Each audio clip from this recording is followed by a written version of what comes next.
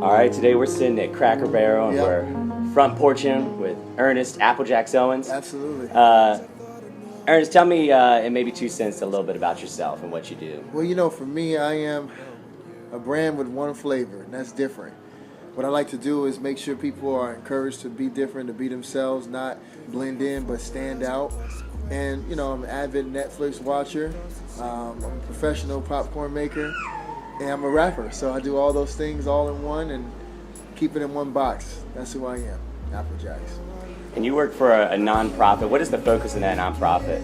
So the focus is I work at the Charles Hamilton Houston Institute at Harvard Law School, and it's a race and justice institute that focuses on bringing awareness to a range of race and justice issues, from the school to prison pipeline, death penalty, and just any injustice that minorities are facing. Our job is to bring awareness to it, host events, op-eds, videos, vlogs, or whatever, to bring awareness to it so other people can kind of collaborate and to fix the problems in their community. So there's a lot that can entail. Is there, in the last year, is there one topic or one question that has been heavier on your mind than others? Yeah, you know, the one thing that I feel like we need to do is more the focus on building up the youth. A lot of times, you know, you go to communities and the youth is always the last thing that they invest in. The schools are really bad. There are no programs for the youth. You know, they can build a new building, a new apartment building, but they can't even add, you know, $300,000 to the school to bring in new technology. So one thing that we focused on is making sure that everything we're trying to do is building up youth so that they can use their talents to be great. And so our problem and our thing that we want to do is help youth explore and become what they're supposed to be. I think most of the time what we usually see in communities is that they invest in everything else except the future. So our job is to help. I want to do that, you know, help kids be great. So why is this a justice issue? Why isn't this simply just an education issue or an economic issue? You know, a lot of kids are going to jail for no reason. You know, we have a lot of kids that are going to jail for just marijuana, and they're in the pipeline, or their neighborhoods are really bad, so they're kind of profiled as like thugs or profiled as kids that are trying to do bad things. So when you're growing up in an environment where you're already looked at as less than, you're not in a place that you can actually become great. So one of the things that we like to provide is just, you know, help people understand that this is a justice issue. This is not just an education issue, because kids are going to jail at the young age of 15, 16, 17 years old, being placed into the system early, therefore preventing them from being, you know, having opportunities to go to school, opportunities to work at certain places. So it's a difficult road, and that's why it's a justice issue, because it's not just education, it's the whole total person in these communities. All right, so let's say I hear that and I agree and I'm like, yeah, something needs to be done, but then I start to think, well, aren't these big systemic things? Like, what could I possibly do? So what could someone sitting in their home, what could they possibly do? I think it's an old saying, teach one, reach one. Not sure if that's it, but I would say start at one person at a time. One of the things that people in the community, if you're not in a group or if you are not a part of a company or anything like that, I think if you just find one kid that you can reach, one kid that you can work with, you start with making a change with that one person and making sure they finish school, be a mentor, connecting with them. And I think it starts with just one at a time. Everyone can find someone to build, and everyone can find someone to disciple and bring up to new things. So, hey, Bella. We're going to bring Bella into the conversation. Yep. Hey. Today we're front porching with Bella Grace. Hey, Bella Grace. What is one thing you've seen recently that you look at it and you're like, yes, they get it, that's heading in the right direction? In Boston, there's a recording studio I work out of. I record at the record company in Boston. What they do is they have a program that's ran by students, and you know their staff that oversee it. But the students are the recording artists, they're the producers, and they've taken at-risk youth and created programs so they can take free studio classes, free music Pro Tool classes, and students that are like that want to be in the industry, want to be musicians. They go there. I think it's for free, or it's like a short fee or something like that per class, and a small fee.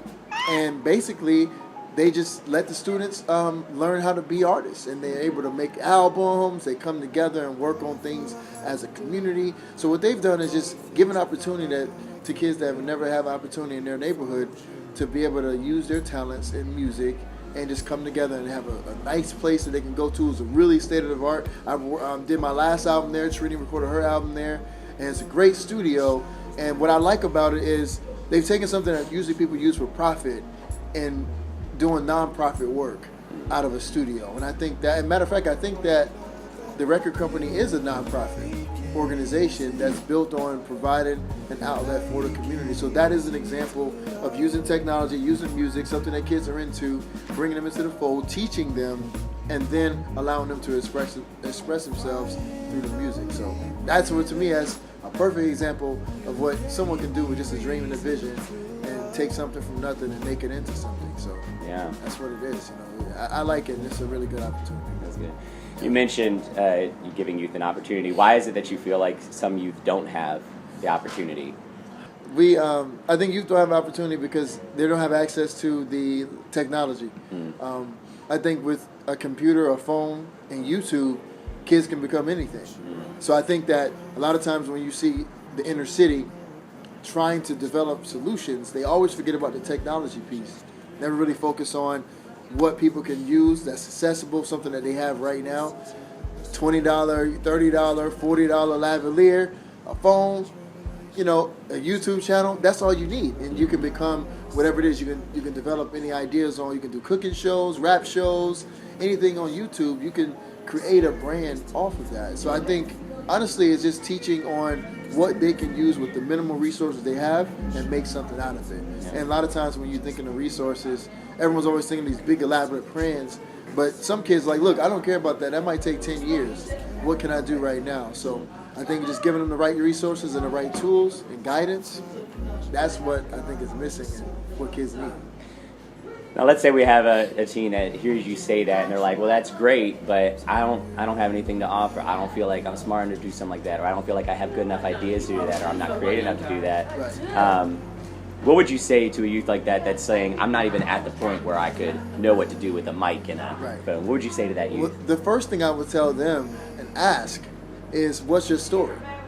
Because in every aspect of business, there's an element of story. So for a youth that doesn't know what to do, what to talk about, let's talk about your life. Because there are always going to be endless stories to tell about your life alone. 1 year alone can give you 20 years worth of content because you can just break it up, let people know what's going on. So I think the first thing is really to tell the story, and then once they understand who they are and where they're from, then it would give them an opportunity of how they can take their story and help other people. So the idea of becoming successful is not really about how much money I can make, but how I can add value to other people. And so telling a story is what we hear a lot. Your testimony, you tell that story, you're able to tell someone what happened to you and how you got out of it, so you can actually help someone else. And that's what I would tell them. You're famous today. Look at you. Everyone thinks you're cute. Yeah. You just staring at everybody. Yeah. You know, I feel like the concept of storytelling is underrated, underappreciated. So let me hear a little more about this idea of, like, you know, if everybody has a story, let's go back to the bigger context of race and justice, even beyond the youth. How can storytelling play a role in making impact in that arena? You know, I think in the race and justice field, I would say first my story. I grew up in Fayetteville, North Carolina. There was a landfill behind my house, so imagine all the city's trash is behind my house. Drug dealers on the other side, shootouts. I'm seeing all types of negativity in my neighborhood, in my area. And from that experience, I didn't see no other success story other than drug dealers. They're the only ones that had money, only ones driving new cars. What helped me in this situation was hearing the stories of the drug dealers. And they're telling me, look, don't do what we're doing. You go to school, play basketball. The trap dudes were telling me not to go into the trap, because as they shared their story, they allowed me to divert my plan to follow them and to find something else that I was interested in. And not only that, I had other family members and friends and church members and things like that, but that really impacted me because by telling me their story, I was able to figure out, oh, okay, I don't have to do that. I can be cool with me, and I can make a difference that way. And that's, I think, a lot of times, we forget that storytelling and race and justice is so powerful, because once you hear someone else's story, you realize what they're going through and maybe what you can do to help them. What you can do to help them, and also how you can share your story to benefit others. And that's how it can help in race and justice. So in what you just said, I hear there's two elements to the storytelling. One is the storytelling, like me saying, I have a story to tell, let me tell it. Right. The other element is listening to somebody's story. So let me ask this question. Right. I'm a white male, and in the topic of race, being in a position of privilege, it could be very easy for me to just think about my story. So what are some ways that I can listen to the stories being told? Very good question. My brother Bobby Bishop, social worker in Lynn, Mass., one of the kind of impoverished areas, a lot of things going on there, violence, gangs, things of that nature. And he's white too, white male. One of the things that can happen from the white males and white women that are, trying to reach inner city youth is really, like you said, listening to the stories and saying, wow, you know what? I didn't really know it was like that. And also admitting that there is white privilege. Mm-hmm. A lot of times you don't really hear that often. Like, oh, I understand. I'm agreeing with you. Yes, as you usually see that. But not really like, you know what? My story is completely different. Mm-hmm. And I want to actually learn more, because I know that my story and my complexion will allow me to get past things that you wouldn't be able to. So I think listening is the first art form in being able to relate. Number two is not doing crazy things intentionally. You know how some people are just bad at rap, and they try to rap, but like, yeah, I'm going to rap a verse. Like, don't do that. They like you to be who you are. So I think being genuine who you are makes sense. And also, kids just like someone there that is willing to listen and be in the trenches with them. A lot of times what you see, people coming from the burbs, not saying anything wrong with it, but they live away from the situation, and they're not there. Let's say they do live in the burbs and they're coming to the hood. That's okay. But a lot of times they don't want to see someone that only comes 2 times a month or every 3 months. If someone lives in the burbs and they come to the city every single day, the kids will respect it. So being there also makes a lot of a difference, because that says that that person is there and really trying to help and really trying to be an influence in the city. So commitment and intentionality are big. Pretty much, yeah. Absolutely. For those that like to pray, what are some ways that they can be praying along the lines of race and justice? Yeah, regarding race and justice, the prayers can simply be prayers of resources. And when I say resources, I'm actually talking about thought leaders bringing new ideas to the city. It doesn't cost money to bring ideas to the city. It costs money to make those things happen. But the ideas alone will spark interest to other kids and help kids, and also workers and mentors and people that work in the city to be like, oh, we can really do this. A lot of times we don't pray that. We don't pray for us to use what we have, and our mind and our story is enough to really build an audience. Pray for strategic plans of how to implement this strategy. For example, for inner city youth, initially they need a few things. They need their story, they need a phone, they need a Gmail account, they need access to be able to view content online, and for the communities to build strategies, a blueprint of success for their city. So if you're in Richmond, Virginia, it's different from Boston. So they need something that Richmond is going through and how they can kind of navigate around it. Prayer, and also pray for more money, that there can be money to be invested in the city and in your community, so that folks can really utilize talent really well. Because without money you can't buy things. Kids need new things for their school. I grew up in a school we didn't have textbooks. Like, that's terrible. Yeah. We don't get textbooks, or you got to share a textbook. You can't take it home. Things of that nature. So, and I will also pray that more people have compassion on the inner city and compassion about what's going on, and have a heart to say, although I live over here, I can donate something to this cause because sometimes we don't really need the money. We just need people there to be willing to help and provide the resources or connections or network, and then everything else will be on drift. Yeah. You mentioned resources. It made me think, if I wanted to learn more on this topic, are there resources that are easily accessible to me right now? Yeah, so we're working on some things right now. And when you go to applejaxxbrand.com, we're going to have a lot of strategies there. There's storybrand.com. They can help you understand how to convey and tell your story. And then there's a few others. I got to remember exactly where they are. But when you go to applejaxxbrand.com, you will see some links and free downloads.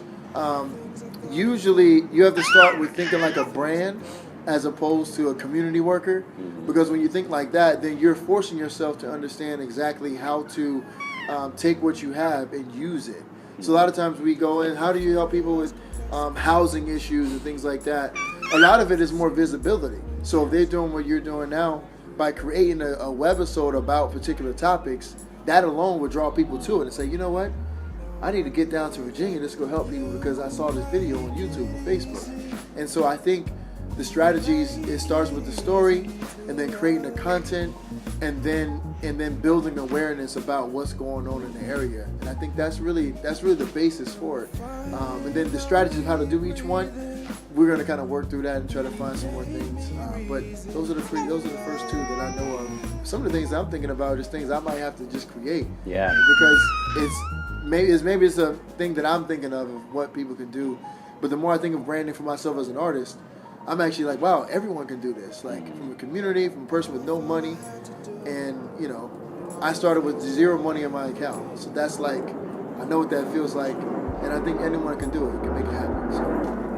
And is there like, if you could, is there like a website, if I wanted to learn more about race and justice, where would be a good starting point for someone that wants to do that? Yeah, so our website, charleshamiltonhouston.org, we have everything there about economics, stability, housing, school to prison pipeline. We're revamping our website, but there you'll have an array of topics on race and justice, and also people from other states are going to be collaborating on the website or connecting through the website, so that way they can take their familiar topics of whatever issue they're dealing with, and they can find people in their city that's passionate about that particular topic.